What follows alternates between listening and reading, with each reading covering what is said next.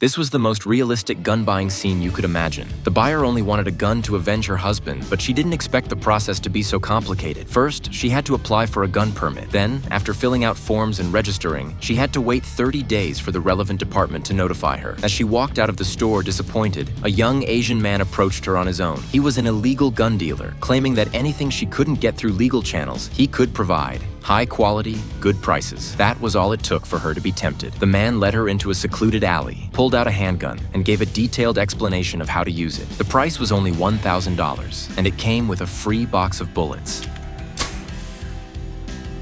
Ellie once had a fiancé who adored her, and they were about to get married. But one night, everything changed. Her fiancé had tossed a ball into a tunnel so their dog could fetch it. But when the dog didn't return, they went in to check. They found the dog tied up at the far end, and then 3 thugs emerged. Her fiancé, realizing they were trouble, just asked for the dog back. But not only did they refuse, they made crude remarks, and one even groped Ellie. Her fiancé wasn't a coward, but he knew that sometimes you had to swallow your pride to avoid worse trouble. He endured while the men robbed them, hoping money would settle it.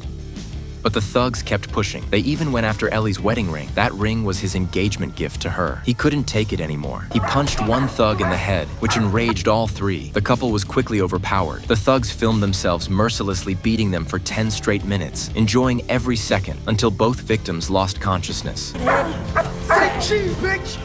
They were rushed to the hospital, but her fiancé didn't survive. Ellie was critically injured and fell into a coma. 21 days later, she finally woke up, only to hear from her mother that the funeral had already taken place. Her heart ached with unbearable grief. Back in their empty home, she couldn't sleep. The images of the beating kept replaying in her mind, a shadow she knew would never fade unless she brought those 3 to justice herself. She went to the police for an update, but they brushed her off and admitted there were no leads. That was the moment her self-control broke. From then on, she decided to take revenge in her own way.